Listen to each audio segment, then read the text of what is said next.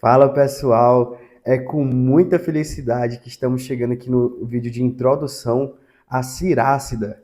Isso mesmo, o quarto dos 4 livros que a gente escolheu aqui ler na nossa jornada, nossa busca por sabedoria. Sendo eles Provérbios de Salomão, Eclesiastes, Sabedoria de Salomão e o nosso quarto livro agora, a Cirácida, ou Eclesiástico, como muitos chamam.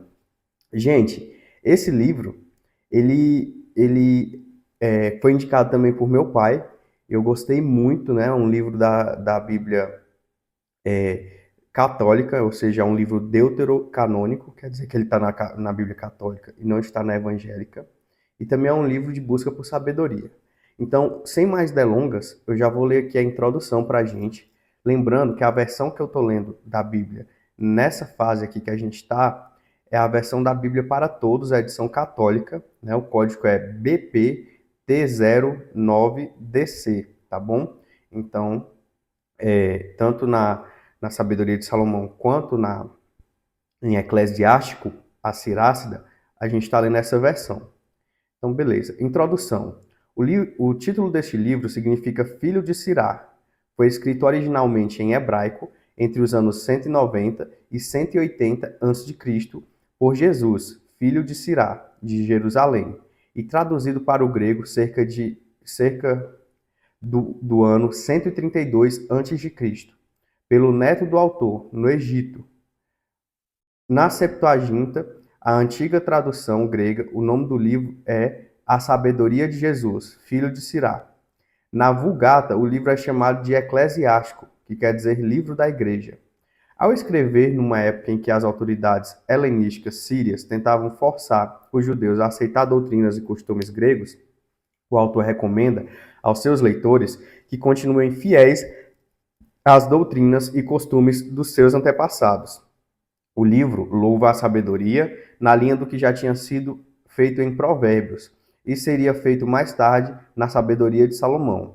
A verdadeira sabedoria vem de Deus e a sua revelação mais completa e fiel encontra-se na lei de Moisés, ensinada e praticada pelo povo de Israel durante muitos séculos. As grandes personagens da história dos israelitas foram justamente aqueles que obedeceram fielmente às leis de Deus. O livro ensina que o dever principal de todo judeu é temer o Senhor e que a melhor maneira de cumprir esse dever é obedecer às suas leis, onde se encontra a verdadeira sabedoria. Não é fácil detectar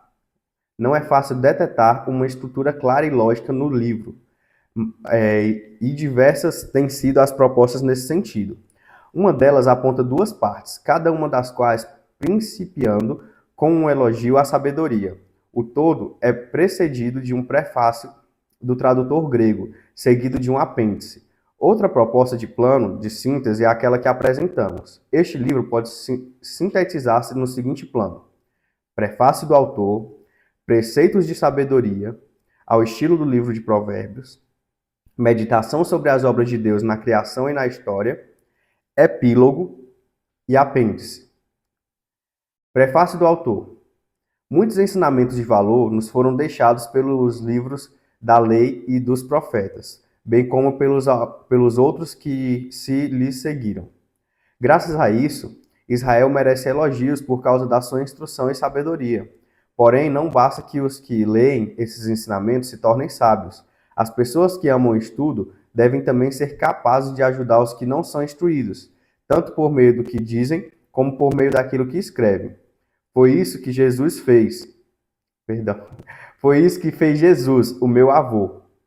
Após se ter dedicado à cuidadosa leitura dos livros da lei, dos profetas e dos outros livros escritos pelos nossos antepassados, e após ter adquirido bastante competências neles, sentiu que também deveria escrever um livro sobre a instrução e a sabedoria, a fim de que aqueles que amam o estudo tivessem igualmente um contato mais íntimo com estes assuntos e vivessem cada vez mais de acordo com a lei. Portanto, peço-vos, leitores, que leiam este livro com boa vontade e atenção, e peço-vos também desculpas, apesar do esforço feito em traduzir bem, se parecer que não fui feliz na versão de algumas passagens. É que as coisas escritas em hebraico não têm exatamente o mesmo sentido quando são traduzidas para outra língua. Isso não acontece somente com este livro, que traduzi. A própria lei, os livros dos profetas e outros livros não são pouco diferentes quando lidos na língua em que foram escritos.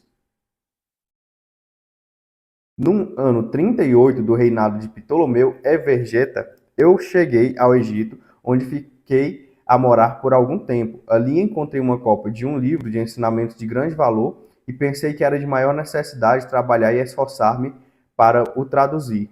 Ao longo desse tempo, passei muitas noites em claro e usei todos os meus conhecimentos para terminar a tradução e publicá-la para os meus compatriotas que moram fora do seu país e que querem aprender como viver de acordo com a lei. Uau, né, pessoal? Uau! Esse livro, no caso, ele já começou ali sua história, gente, que eu já tô falando, né, o Juan, ele já começou sua história vivendo 4 gerações de uma família, porque, ó, Jesus, esse filho de Sirá, que viveu mais ou menos nos anos 190 a.C., ali 180, quando ele escreveu, né, quando ele escreveu esse livro, ele deixou esse livro em hebraico, beleza, e ele viveu em Jerusalém. Eu voltei aqui para conferir direitinho essas informações. Então, Jesus, provavelmente, esse Jesus, né, que a gente está falando, ele já era filho de Sirá, então ele já era conhecido por ser uma pessoa que seguia a obra do pai dele, de certa forma, né? Porque senão não ia chamar Jesus filho de Sirá, ele era meio, a referência era o pai dele. Então a gente já tem aqui 2 gerações. Aí o neto dele, 50 anos depois que ele, enfim, escreveu o livro, que o Jesus escreveu o livro, o neto dele traduziu esse livro, que o neto dele estava morando no Egito, não era mais nem em Jerusalém. O neto dele traduziu esse livro de hebraico para grego, né? De hebraico para grego. Então, gente, vejam só que esse livro já começa com uma forte carga ali familiar, de tradição, de respeito, de busca por conhecimento. Que o avô também fez o livro querendo ajudar quem buscava conhecimento naquela época. E o neto foi traduzir o livro exatamente para continuar o legado do avô. Então, olha só que bacana isso, né? É que nem a lógica aqui, que eu estou estudando e gravando esses vídeos porque eu estou buscando deixar para minha filha, para os meus netos, né? Que se ela tiver filhos, para que ela tenha uma instrução boa. Então, olha só que bacana. Então é isso, vamos ao primeiro capítulo da Cirácida, né, gente? Avante!